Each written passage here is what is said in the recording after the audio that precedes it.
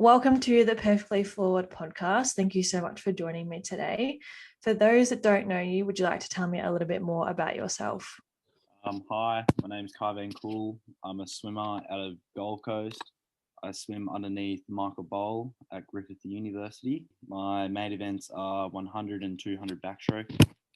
I've been swimming for a very long time. I've always loved the sport. I'm a massive water baby. Yeah, so I'm more than happy to share my story with mental health. So you mentioned that you're a swimmer, obviously, and on the Gold Coast. What made you fall in love with swimming? Okay. So I have an older sister who is 7 years older than me. So I was kind of like when she was swimming, I always got taken to her swimming lessons, and hearing stories from my parents was I used to always rip off all my clothes, even my diaper, and jump in the pool naked with her. So I've always loved the water. It's a massive part of me. I love the competitive side. I'm very competitive. I'm very sporty. So I'm pretty sure I started like in the water before I could like walk or run or anything like that. And I started competing in year 4 at school, like with the school swimming carnivals and all that. And then I've always gone to my sister's swimming and all that. So yeah, I was one of the youngest kids to finish most of like the swimming groups. So yeah. No, that's awesome. Do you think there was a particular age that you've realized, hey, like I really enjoy this. I want to be competitive. Like I want to take this more seriously? Because I know, like from experience from people that I've met and friendships and things, that there was like a particular age, particularly with boys, it can just be a bit of fun and like racing your friends. But they normally say like at this, like a particular age, to like, yeah, that's when I really took it seriously. So I think mine was around, I had like 2 stages of it. So I had, I think 11. I dislocated my finger at school, and I was already competing then. I stopped competing because my finger, and then I was still swimming, but wasn't swimming like competitively or anything like that. And then I went to my parents and I was like, oh, like I want to go back to like my old club. Like I want to like start swimming again. Like I want to start racing. Like I love racing. I've always loved racing. Like I want to become fit because like like when you're very young, like you have like that little bit of extra weight. And I was very very cautious of it. So that was one time, and then another time was when I made my first Asian nationals, which was I was 14 years old when I first made my nationals, like qualifying time and all that. I aged up a week before the meet. I had to swim like a faster time. So after that, I'm pretty sure I really wanted to like give it a red hot crack.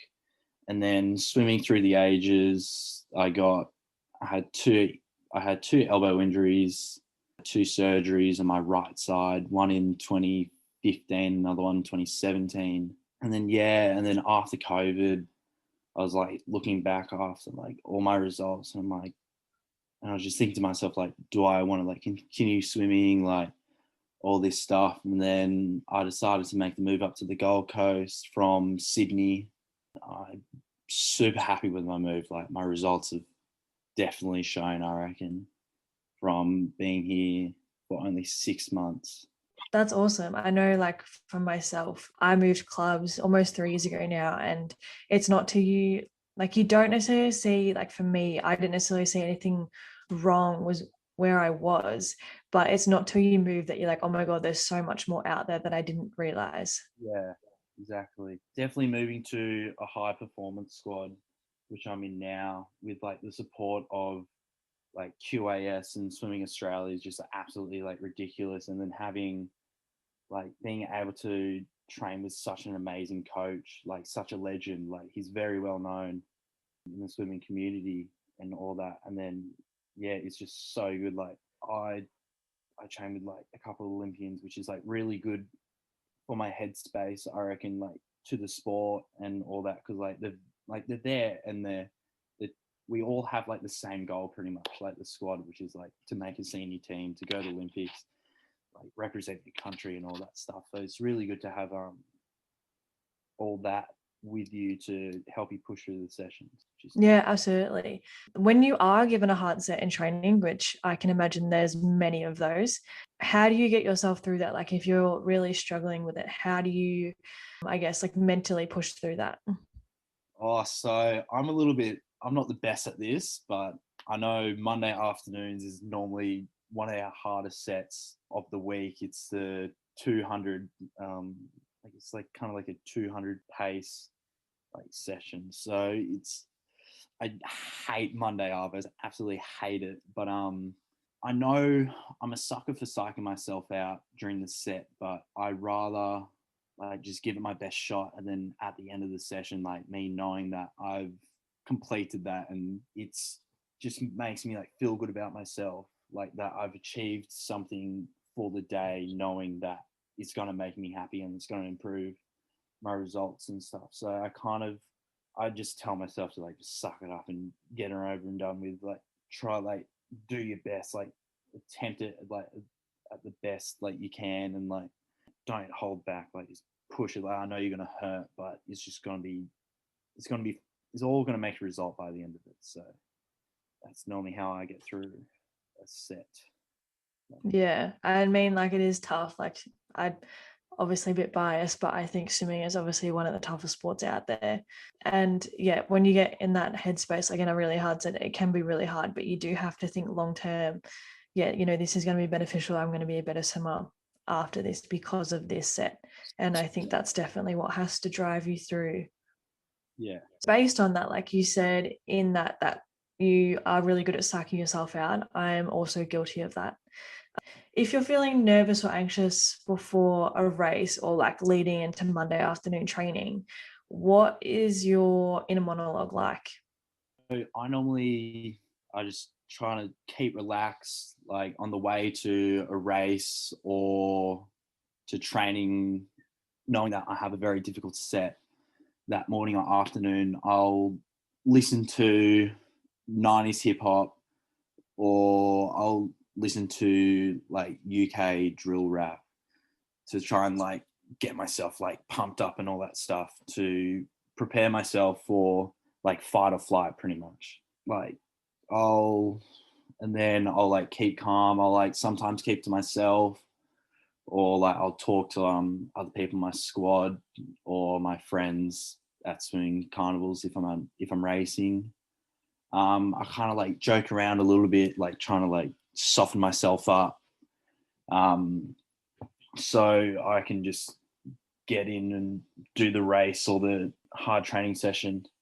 I find that helps me the best, like listening to music before it, kind of like singing along to it, or like, like rapping along or whatever you want to call it beforehand. And then when it comes time, I'm like complete switch off, and I'm like serious. I'm like determined to finish the race, do well, or complete the set and be happy after it, knowing that I've tried my best and all that. Music is amazing. Like it's such a powerful tool that I think gets underestimated quite a lot. But those strategies you've mentioned there, have you learnt those over time that that's what works best for you? Have they been suggested to you? How did you find those strategies? I found that joking around helped me. I think I'm a very like jokative person. Like I always like love joking around and all that stuff. Like, and then with the music thing, like I think that was just through trial and error. Like I love listening to like house music and all that stuff. Like I'll listen to SoundCloud and all that with all these different mixes. But I found that UK drill and 90s hip hop G me up a little bit more compared to all the other genres and all that. So yeah, normally when I was younger, I used to listen to music before a big race or anything like that. But I find that if I do that now, like I'm a little bit like, I feel like I'm a little bit more anxious if I do that, because I haven't like taken it all in until I'm behind the blocks. I rather take it all in before, and then then I can like calm myself down, like tell myself it's like all okay. Yeah, I don't know. It kind of just feels like depends on my mood and all that stuff. Like if I'm lazy enough to like get my phone out, get my AirPods, put them in, and then have like my cap and goggles on like before heading out and all that stuff. And then I got to make sure that all my stuff's like in my pocket so it doesn't fall out and get stolen or whatever like that. You mentioned in there that you, depending on how anxious you are, and our brief chat before recording, you said about your mental health. Would you want to expand on what your mental health situation is like a little bit more? Yeah, so I was diagnosed with depression and anxiety I was in year 9, so that would have been in 2016. So I had a couple of days off school one week, and then I went to my mum and I was like, oh, like I'm not feeling too well. Like I don't really feel happy. Like I feel down. Like I don't really have like a lot of motivation. And of course, like because I'm the youngest of my family, like I'm the baby, so mum's like straight away like on the phone to the doctors, like we booked in for an appointment, went to the doctors, spoke to my GP, and then he sent me to a psychologist like 2 doors down from it, and I had a reading test, and then I found out that I've got dyslexia, and I'm not like I knew that I wasn't the best at reading, but I didn't know the cause behind it. And then through year 9, I was like struggling. I was having like 3 days off a week, and then I just all of a sudden just stopped going to school, and I stopped going for about a term and a half because I was just like everything just came crashing down. Like I was like scared I was getting judged, fear of judgment. I was like anxious. I struggled to walk through the school gates. I couldn't catch the bus. And then I like slowly got introduced back into school in like term 3 or something like that, halfway through term 3. Like I was still keeping contact with school, but I was kind of like just trying to go through it like the best I could without completely like crashing down and like hitting rock bottom. Like I have hit rock bottom multiple times in my life, but yeah, like going through your early stages, like teen years, I feel like that's like one of the hardest stages of your life, because it's where I find through your teens you really discover yourself for the first time and like figure out what you like and you don't like and all that stuff.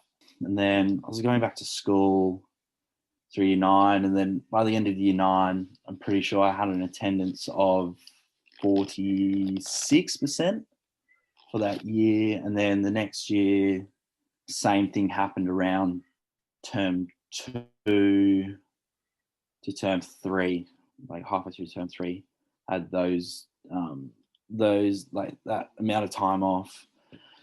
And then by the end of year 10, I had 48%, I think, school attendance. And then, but I was still swimming during those times, but I felt like I never went to school with like any of my swimming friends from my club. So I felt like that was a big thing of mine. Like I didn't really have like a lot of friends at school.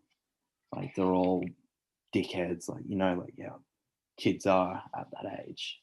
But I was still swimming, and I found it so much easier to become friends with like swimmers, because like we all do the same thing like day in, day out, pretty much. Like found that was a big struggle. But I was still swimming quite well during those times. Like in 2016, that was my first age nationals, and then going through short course season, I was going pretty well. And then state short course at the end of the year in December, going like really well. Like I dropped a massive amount of time during the year. I think I dropped like about 6 seconds or something like that throughout that whole year. So I was like super happy with that. got some good results. And then year 10 I felt like that was one of my tougher years in school, but not in swimming. Like swimming was a completely different ball game. Like, yeah, I knew like I was having time at school and all that stuff, so I could like focus a little bit more on training, but I felt like it still had a big toll, that mental health side in swimming, because I still felt I was getting judged and all that stuff. But I was still going very well. Like I made my first national final. I made 2 national finals, and then throughout the year it was going well. And then by the end of that year, I had my second elbow surgery. That and then the recovery with that was a little bit rocky. I had 18 months off competition. I was still going to school. Year 11 kind of picked up with my going back to school and all that. But I think by the end of the year, I had 89% attendance, which is probably my best throughout my whole one of my best attendance throughout my whole high school years.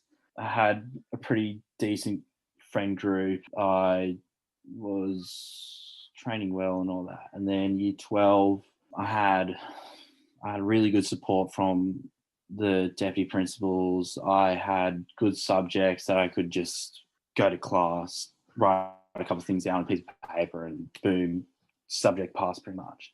So it was a very laid back thing, because in year 10, after year 10, like I was like, oh, like, do I want to stay in still, keep on swimming, or do I drop out of school, slowly back off on the swimming and just do a trade or whatever like that? But I decided to stay in school for the social side, and kind of like, I didn't catch a bus from year 9 to about halfway through year 11 because I was too scared to get on a bus with all my anxiety and all that. Yeah, year 11, year 12 was really good. I felt like I kind of knew who I was and all that stuff. Definitely in year 9, year 10, I was very low. I was seeing 2 psychologists a week. I was on medication for my depression, anxiety. I couldn't sleep at night. I was taking like sleeping tablets and all that stuff. And then year 11, I'm pretty sure I stopped seeing my psychologist in year 11, or I was seeing only one of them. And then year 12, I just was like, oh, I don't really give a shit. Like, fuck what people think about me, to be honest. Like, life's not easy. Like, I don't really give a shit what people think about me. They can say what the fuck they want. But at the end of the day, as long as I'm happy and all that. So I kind of just live by that now. Like, if people want to say shit about me, they can. It's not gonna affect me and all that stuff. But yeah. And then last year during COVID, I lost a friend to suicide. She committed suicide in the middle of the year, so that was pretty shaky. Tearing up. And then a week after she passed, I had a friend go missing for a whole week, which was pretty scary because I was very close to this kid, and he went missing for a whole week, like no contact with like anyone. And then he came back, which was really lucky because I was like very scared and stuff about him, because like I don't want to fucking lose 2 mates. Like it's like very hard, like already losing one. But yeah, so I try and like me now, I try my best to like help out everyone I can. Like, I'm more of a person who puts others in front of myself and stuff.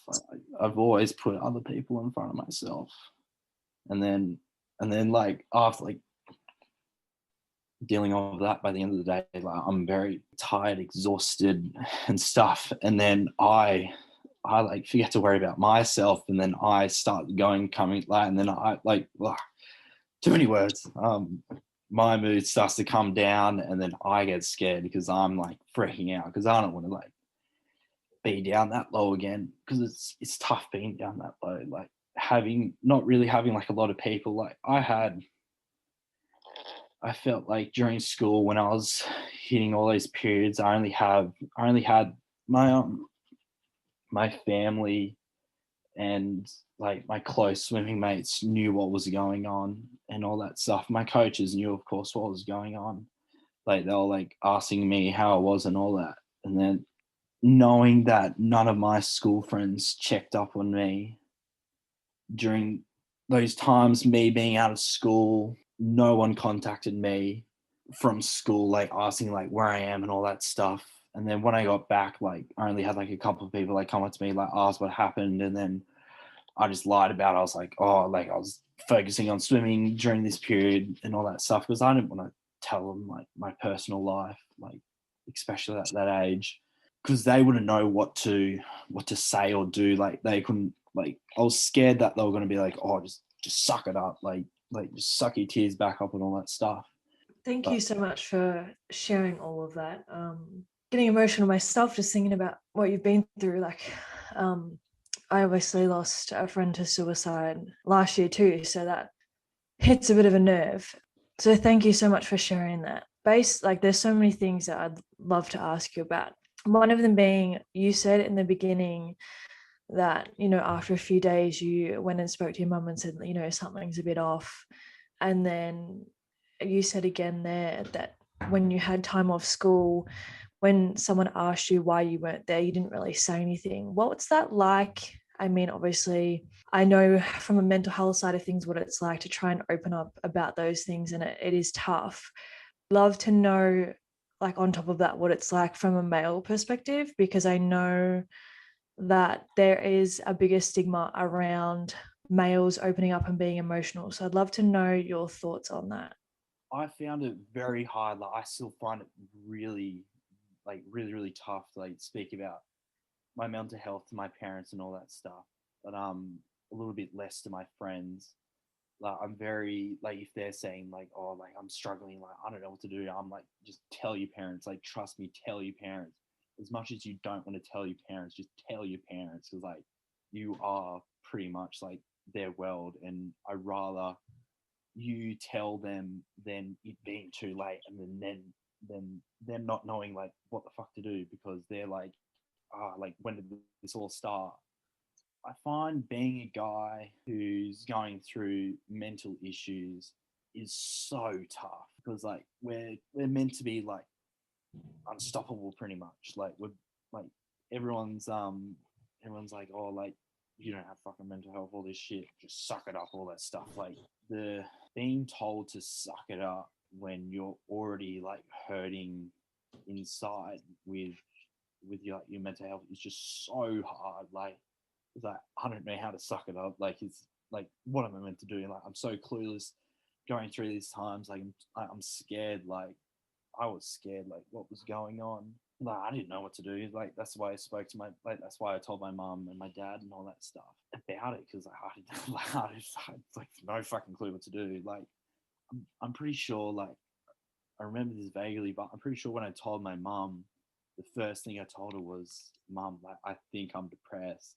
And that at that time, I had no clue what the fuck the word depressed meant. Like I didn't even know what it meant. And then when I got to the doctors and all that stuff, and we went through Wales mental health system and all that stuff, like walking through the building to go see like the psychologist for the first time. It was scary. It's like a ghost town. There was like very little like reception staff. It was like in this old building. I was like, oh, like, and then I was like feeling weird vibes, like, oh, like, is there like something around here? Like, I'm scared, like, I'm nervous. I had both my parents there, every single psychologist. Like, my mum took time off work for me, my dad took time off work for me. I didn't really tell my sister. I'm pretty sure my parents told my sister what I was going through because I was too scared to tell my sister with my mental health and all that stuff. And then little did I know at the time, like my sister was kind of going through like the same thing. Like she was like going through mental health stuff. And like I only found this out like 2 years ago that my sister's seeing a psychologist and all that stuff. Like I had no clue because I thought my big sister was like bloody unstoppable. Like she's always protected me through things, my sister. Yeah, that's so good that you reached out for support when you think you needed it. And I'm so glad that you have that support network around you. It's hard to find the words. I think once you start it's not as bad, but starting is so hard. You just don't even know where to begin. Like, how do I say what's going on when I don't even understand it myself? Yeah, like it's a weird feeling like when you first figure out that like you're losing interest in things, like you're starting to like you're not really feeling yourself, like you just felt like all your excitement's just left your body and all that stuff. It's like it's a weird feeling because you're like no one's like told me this emotion before. Like I'm like discovering this now, and all that, and it's like it's just such like a mind fuck pretty much, like because you're so confused, like what's going on, like it's all new to you, like what do I do, like who do I see, like how do I fix this and all that stuff. But like going back like close to the start of the conversation, when I was on my medication, like I was going through periods that I was on antidepressants, I was off it, back on it, off on, off on, because like I had certain periods where I was cheering up, like I was feeling happy, like I was like feeling good again. I felt normal, pretty much. Like I felt normal. Like I didn't like taking my antidepressants because I didn't feel like it was normal. Like that's a very big word, normal. Like what is normal, like and stuff. And then figuring out that everyone has like certain levels of like depression and all that stuff, like anxiety and all that. Like everyone has like goes through different levels of it. But I felt that going on it, like I was feeling happy when I was on it, and then I was starting to feel like, oh, like I can ditch like antidepressants. Like I was talking to my doctors and all that stuff. The psychologist was like, look, like I think it's time for me to ditch that stuff. Like I'm feeling good. Like my mood's picked up a lot. So I was like slowly coming off it, and then I'd have like a good couple of months where I'm like super happy and all that, like feeling great, and then I'd get hit by a train with like fucking emotions, and then like everything comes crashing back. I'm like, like I need to go back on them. I'm pretty sure I went like on and off antidepressants 5 or 6 times, I reckon, easily and stuff. And then like with my sleeping tablets, I've been on and off them a lot, but I feel a lot better being on them because I find it easy to sleep because I'm a massive overthinker. Like I overthink every possible situation. It's ridiculous. Like even like I could overthink like stepping like in this certain spot. I'm like, oh, like fuck it, like try to step here or here. Like it's like always overthink when I'm sleeping. Like I like overthink before I go to bed, and then it like takes me hours to fall asleep. But now, like since I'm back on my sleeping tablets, I'm like get knocked out in like 5 minutes. Like bloody amazing. Like don't have to like think about anything. I just let the tablets take the wheel pretty much. I think it was 2018. One of my stepbrothers. Okay, so I got two half stepbrothers. Forgot to say that at the start. That's But okay. two half stepbrothers. One of them has a mate who works with mental health, and he hosted a boys only mental health talk night in Avalon, and me, dad, and my stepbrother went to it to watch, to like listen to all that, and then just seeing how many people rocked up to it was fucking crazy. I reckon there was about like 80 people who rocked up, and then there was a couple of people from Lifeline who went as well to tell like their stories, like with mental health and all that stuff. And then I remember at the end of the session, we had to find someone in the room that we've never met before, and then tell them your own story about your struggles with mental health and all that stuff. And then hearing other people's stuff, you're like, wow, like fuck, like I'm not the only one who's feeling like this and shit. And then like by the end of the night, everyone's like shed like about like a liter of tears, like shit, you know, like everyone's like crying by the end of that session. Like I took away with it that like I need to stop. I need to stop like caring what other people like think about me. Like I need to start thinking about the positive things that people think about me instead of thinking about the negatives. And I felt like having that, who cares what people like shit talk about me, like they can say whatever the fuck I want, so I know that inside it's not true about me. Like I rather make myself happy than lie and make other people happy. Like I'd rather be myself than just absolutely fucking faking it until I make it, pretty much. Like I just want to like live life for me, pretty much. Like I just want to do the things that I love. That's awesome. I mean, that talk sounds amazing. I did not know anything about that, and that sounds amazing. They should definitely do more of those because I think that is needed. Absolutely. That's incredible. Yeah. Yeah, wow.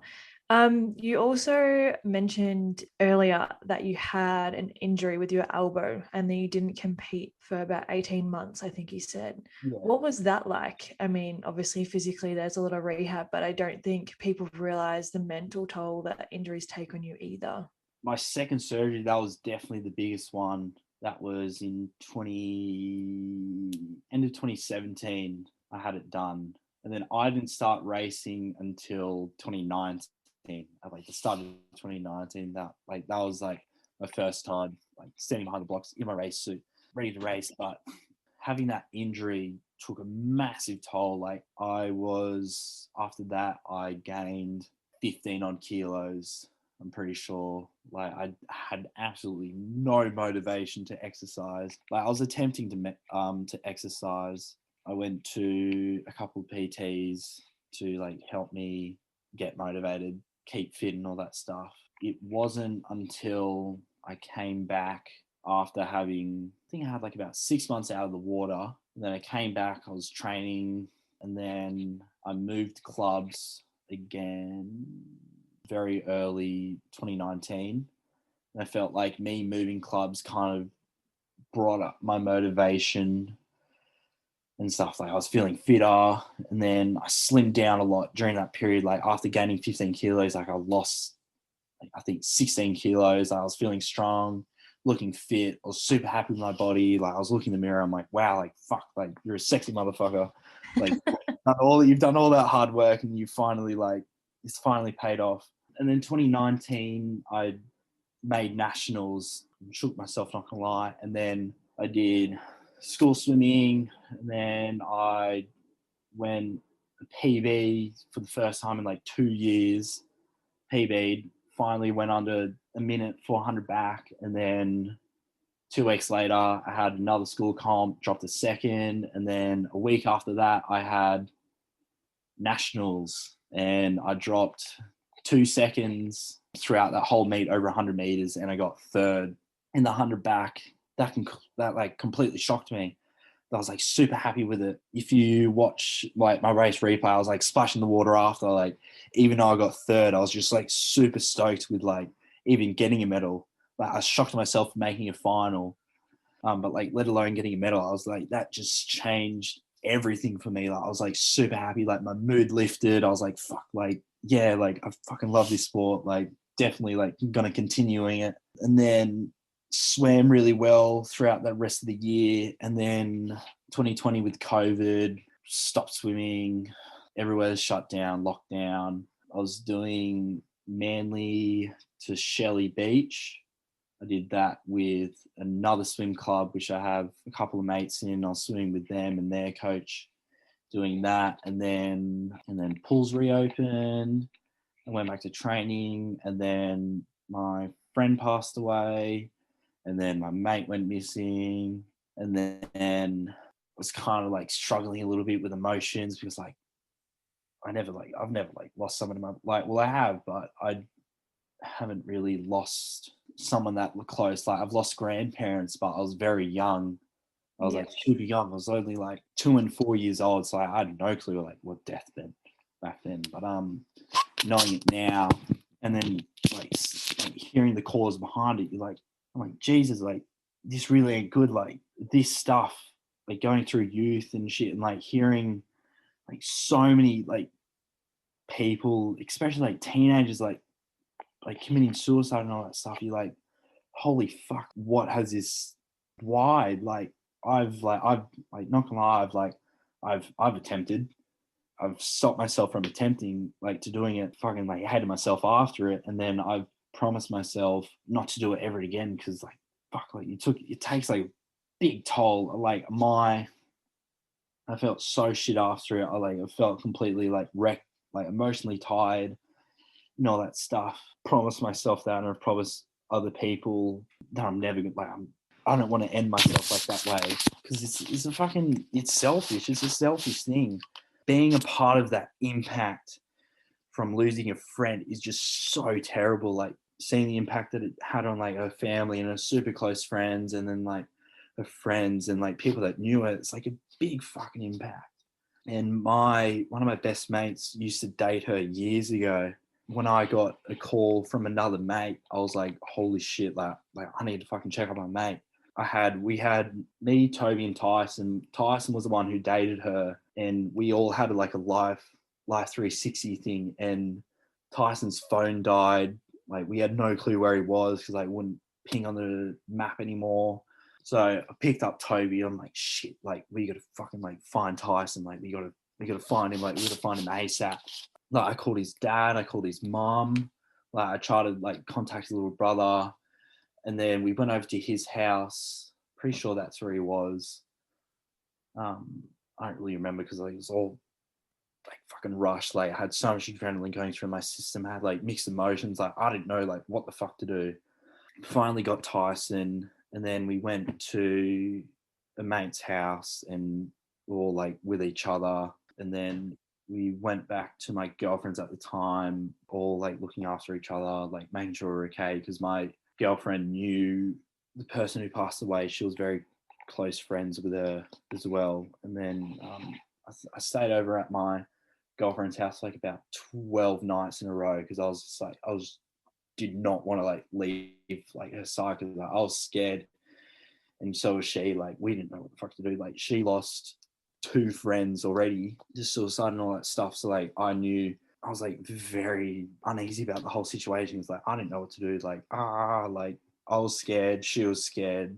And then yeah, by the end of 2020, everything kind of settled down. Hearing how it happened, like the phone call that I got, I was absolutely fucking shook. But I remember like everything that happened. Like, I remember like every single word that was said. Like, I remember like where I was, what I said, and like what my next actions were. Like, after getting off the phone with Toby, I was like heading out. I was like getting out of the car. I think it was my mum at the time. I was hopping out of the car, and I got the phone call, and I heard what happened. I'm like, fuck. And then parents like hear me like I was like yelling at the phone. I was like, no, this didn't happen. Like, surely this didn't happen. And they're questioning what's happened. And I told them what happened. I'm like, fuck, like, I need to fucking go everywhere. Like, I need to go see these people. Got to make sure they're all right. Like, I got to stick with them, because like, I don't want that to have like a domino effect. Like, I don't want like one person to go and the next person will go, because like they're fucking feeling shit and all that stuff.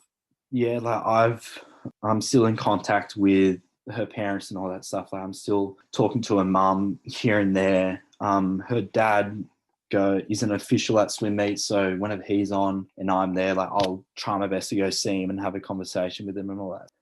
And me and Tyson used to go out to her parents' place out in the Blue Mountains, which was about roughly hour and a half to 2 hours away from where we lived, to go see how they were and all that. And we did a balloon release for our friends, where she used to swim, video about it and all that stuff. Everyone took videos of themselves releasing a balloon. And then we went to see her parents after. We had dinner with them, which was really nice. But that definitely was a big shake-up and wake-up call last year with all that stuff happening. So yeah. Yeah, absolutely. I can't imagine, because I mean, I've been through a similar thing, and it's amazing that you're still in contact with the parents. I'm still in contact with my friends' parents too, and I think that's important, not only for yourself, but for them too, to feel that support. And it's crazy how high the suicide stats are. Like, it's insane. I think it's something like 8 Australians a day. Like, it's ridiculously high. It should not be that high. I know that, like, being down that path before, like, I know it's hard to like tell people and all that stuff. Like, I know it's hard, but the thing is, like, it has such a massive impact on everyone else. Like, everyone who like knew her, like, fucking suffered. Her parents suffered. Her brothers and sisters suffered and all that stuff.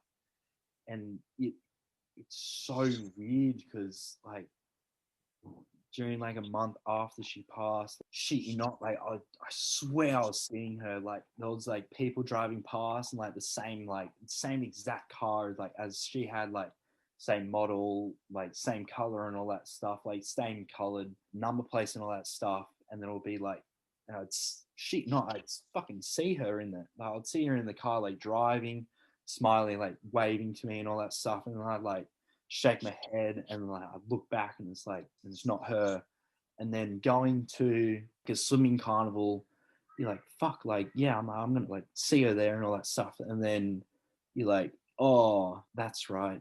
I can't fucking see her. Like, I can't see her again. It's like it's so crazy, like talking to them one day and then they're gone. Then like you can't like that you can't talk to them anymore and stuff. Like I don't even remember like the last time, like the last things I said to her. I don't remember like our last conversation and stuff. Yeah, it's fucking ridiculous and stuff. Yeah, it's hard, and I've had the same thing. I still feel like even now, I mean, it's been a few months, but I still now I'm like, oh, I swear that's my friend. Or I hear something, or I rock up to training and I just feel like he's going to turn up. And then it all hits you at once, like, no, then they're not going to come. They're not going to turn up anymore. Like, they're not here.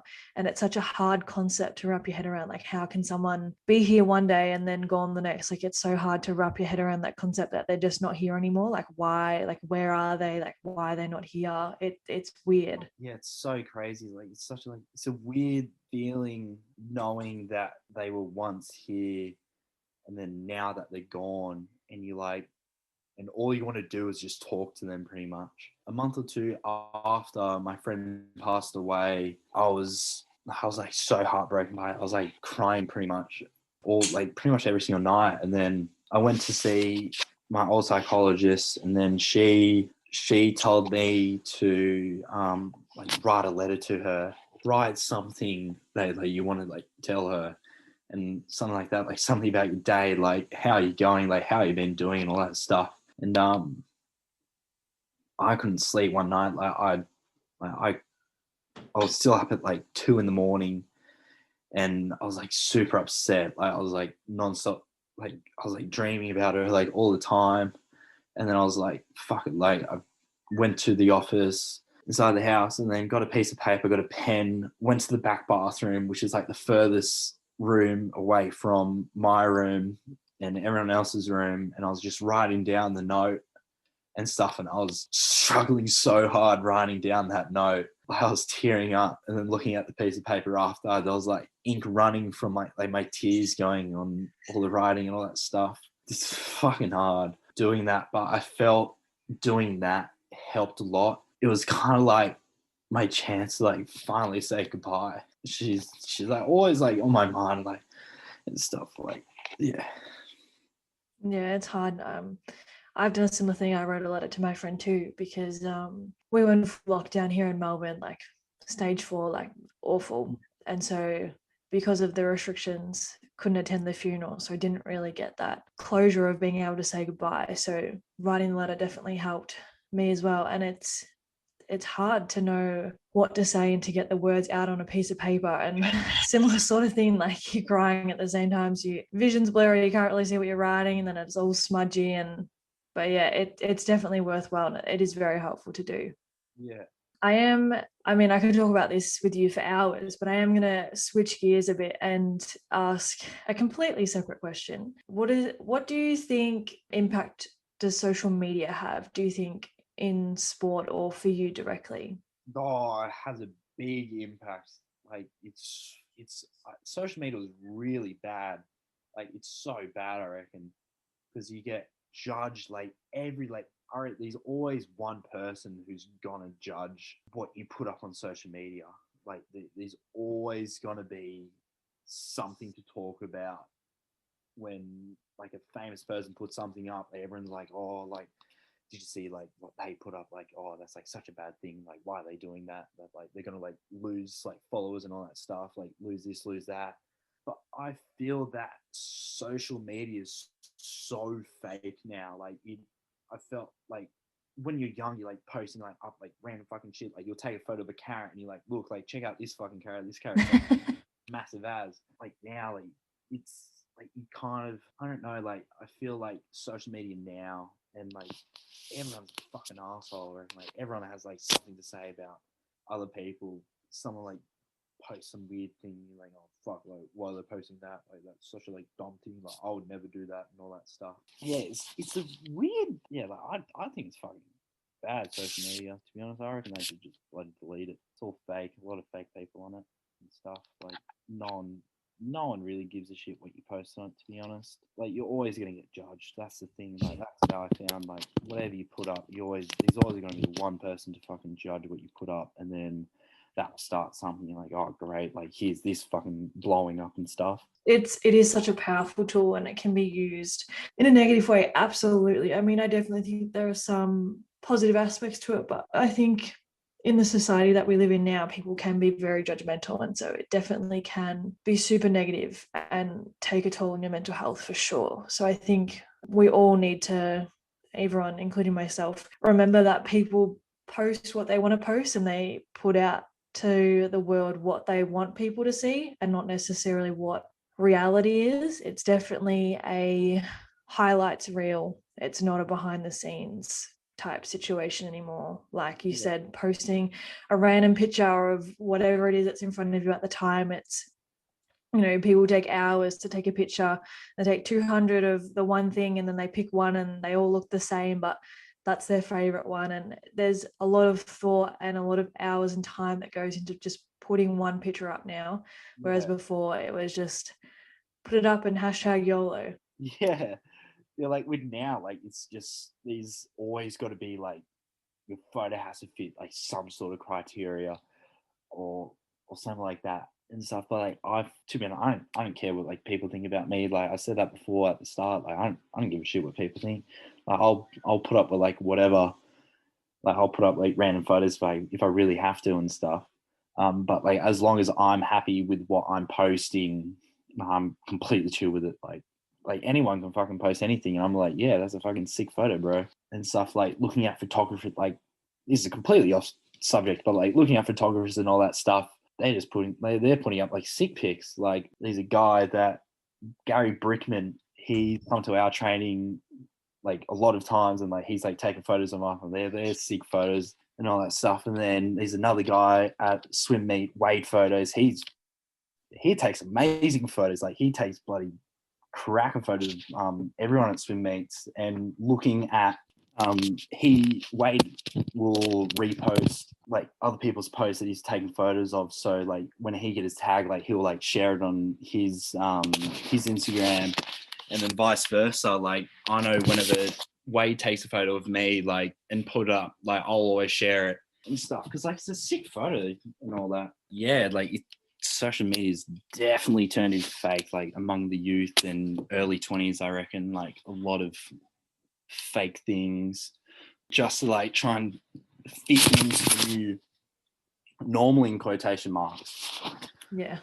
You mentioned a couple times throughout the chat that you have an attitude now that you've slowly evolved into thinking that you don't care so much about what other people think. How do you handle expectations? And do you think most of your expectations are internal, or do you think you take on other people's expectations as well? I'll definitely take on other people's expectations, but for example, if someone will say something negative about me, I'm like, okay, sick, like say what the fuck you want. Like I honestly, like this is not going to affect me because I just want to worry about myself. Like I don't want to worry about things that other people say about me because I don't want to dwell over it. Because the more you dwell over what other people think, I feel like that you're just going to fucking get stuck in that. You're just going to be stuck in that loop of feeling like you have to do what other people tell you to do instead of living your life for yourself and expressing who you are in whatever way that you want to.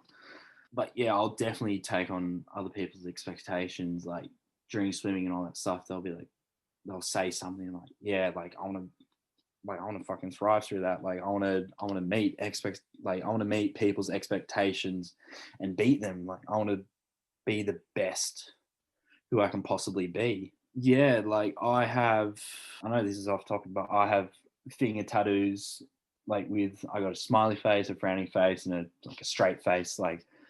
They they have a very special meaning to me. Like I was happy once in life, I was sad once in life, and now I just don't give a shit pretty much. And they also like describe my moods because I'm a person who doesn't know how to explain themselves sometimes. Like someone asks me like how I am, I'm like lost for words. I'm stuttering because I don't know like how to explain myself. So I'll just like flash up the inside of my finger showing the face. Like for like a short so they know how I'm doing and all that stuff.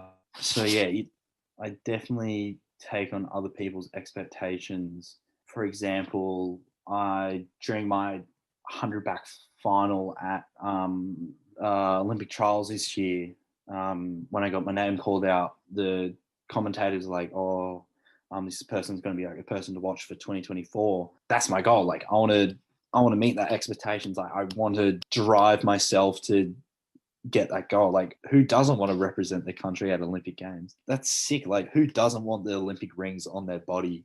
Like, especially for like an athlete, it's a cool thing to have. Walking around, like looking at yourself in the mirror, like saying, like, "Fuck, like I really did all that work to go to those games." Because like only the best of the best who are able to represent the country at all those like levels and stuff. No, I love that. I love the tattoos too. That's so cool. Do you think that Olympic trials has been one of your biggest achievements so far? Yes, for sure. I was super stoked with myself. Like, I definitely shocked myself.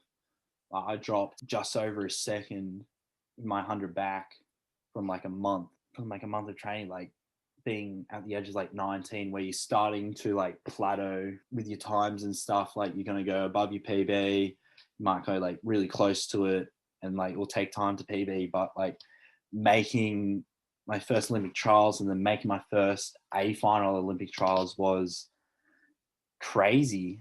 Like I was super happy with it. But before my race, like after my warm up, I was putting on my suit and my suit ripped clean, like along the seam, like from my front all the way underneath my butt to the back of my butt. Pretty much it ripped. Oh my God, that's the worst feeling. Like I was freaking out. I was like super scared. I was like super anxious. Like, oh fuck, like oh, like I was like super calm and chill. Like I was like excited and then that happened. I'm like, oh fuck, like this is great. It was a new suit. Like I only wore it like twice before that. And then luckily I had spare suits, but my suits were like super loose because I've worn them so many times. And I went into marshalling. I was like shaking. I was like super nervous. Like first final at Olympic trials, like did a really good PB in the heats. I'm like, oh, like trying to like calm myself down and all that stuff. And then like I was like joking around like people that I was sitting next to and stuff. And then I swam a race. It was an all right race. I went slower than I did in the morning, but I was still underneath my PB from the start of the meet. So I was still pretty happy, like having that opportunity to race like with all the big kids, like with all like the best of the best, like in our country for that event. Like it was a really good opportunity, and I'm super thankful to like my parents and like my coach for like preparing me for this meet pretty much. And then I had an all right race for my 200 back. I had a small PB. I was a little bit disappointed with the time though. I really wanted to go sub 2 minutes for it. I only did like a point 0.4 PB, which wasn't too bad. I still made the B final, which I was pretty stoked with because I didn't think I was going to make a final with the time that I did, but luckily I did. Yeah, that's amazing and definitely something that you should be proud of, 100%. You said a couple of times when you were talking about your mental health and sort of the parts that you struggled with the most, like during year 9 and year 10, and you weren't really attending school, but you kept up your swimming still. What kind of impact do you think sport has had on your life? And do you think it's different now to what it was then?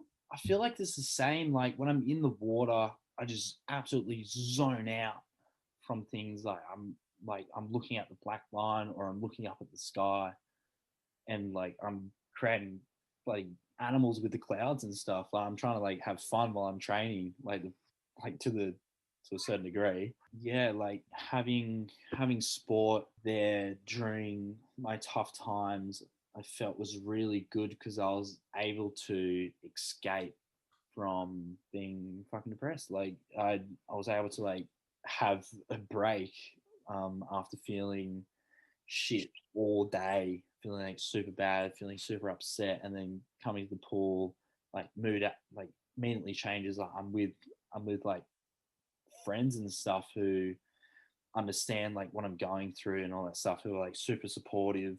Me at the pool and like having people that understand what I'm going through, like with my coaches, like they understand that I had depression and all that stuff. Like every single coach that I've had since I was diagnosed pretty much knows my story about my mental health, and they're like always like checking up on me and all that stuff, which is like really good, and I'm really thankful for that, because not a lot of people understand how great it feels knowing that someone cares about you. It's always nice to have someone checking up on you, like even if it's like once a week. Like it's fucking amazing. Like them out of the blue saying, "Hey, like, you like how are you going? Like you're going all good." Like that brings a tear to my eye because I'm like, wow, like you're a fucking hero. Like you're caring. Like you're so caring for doing that. Like taking time out of your day, like, or even having the thought about me, like,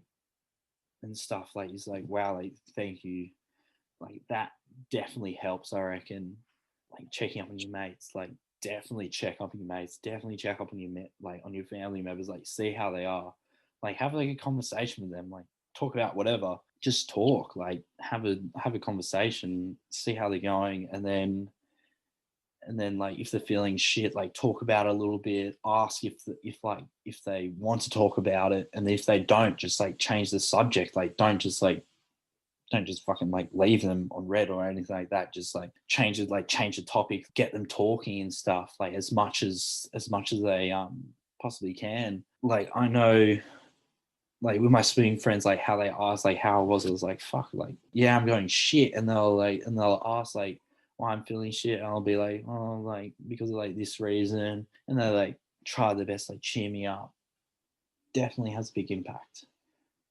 Absolutely. I couldn't agree more. And I think it doesn't have to be like if you tell someone, or if someone asks you like how you are, you don't necessarily have to know the right thing to say in response. Like if you say, that you're not feeling good, they don't necessarily have to know what to say. You could just be like, distract me, like let's talk about the footy Yeah. on the weekend, or let's, go out for lunch, or go grab a drink, or watch a movie, just something to distract you. Just the thought of knowing that you have come across their mind, that they're thinking about you, makes you Yeah. feel wanted. It's a really nice feeling, and it doesn't take much. It can be something as simple as asking how someone is, or, I saw something the other day and it reminded me of you. Like it just makes you feel so good. Yeah. You mentioned before that 2024 Olympics is something that you're striving towards. So I'm assuming that is a goal of yours that is upcoming. Do you have any other long-term or short-term goals? Yeah, I definitely have goals. Like I want to make a senior team. Like I want to attempt to make a senior team this year at the end of the year. With the world short course champs. Like I want to try and be on that team. Like I'd love to have a dolphin number like by the end of next year. Like hopefully, like I'm gonna push like as hard as I can to achieve this goal before making the games. Like even with Com Games and Pan Packs next year, like I'd love to be on one of those teams. And even like the year after 2023, I don't know what makes them in 2023, but I definitely want to jump on a team before Paris. Like that would be absolutely amazing. And then another goal, it's pretty much working on myself, like trying to do more things that make me happy and find time to do those things, because right now I'm lazy as, to be honest. Like I like when I'm not training, I'm like at home watching Netflix on my bed, or I'm napping. So I definitely need to find some other things so I'm able to go, like when I'm able to look back at the day and say like, wow, like I've achieved this, like this made me happy, this didn't make me so happy, and all that stuff. Like having a set goal at the start of the morning. Like I learnt this year from a psychologist from who works with Swimming Australia. Like she's like, have a goal for like the start of the day, like something that's accomplished and something that makes you happy. Like even if it's one thing, that's more than enough, because like you're gonna feel good about yourself by doing those things, even if it's like doing gardening, mowing the lawn, or vacuuming the house, like cleaning the house. Like that's an achievement, and then something that makes me happy. I don't know. Like I like surfing, that makes me happy. I love training, that makes me pretty happy. Netflix, that makes me happy. That's like for some examples and stuff. Definitely has helped me with my mood, I reckon, with that stuff.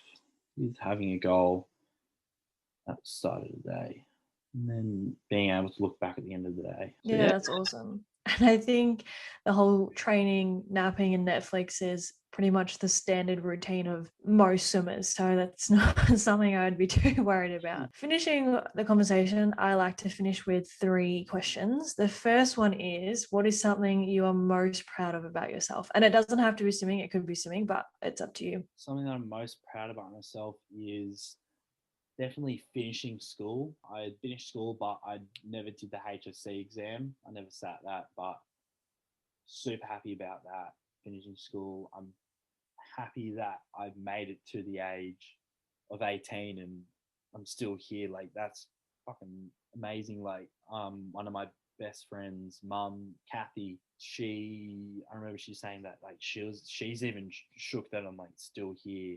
And same with my best friend Claire, like they're both fucking shook because they knew how shit and like shit I felt and how rough like I was feeling and stuff. Like I'm happy with that, and then I'm happy with like all my swimming achievements that I've done so far, like through my life. Like I'm happy that I've gone like to nationals. Like that's a big thing. Like as a kid, knowing that you've made like a qualifying time is a big achievement. You're like, yeah, like normally when you make one nationals, you make like the next nationals a year after year after year after.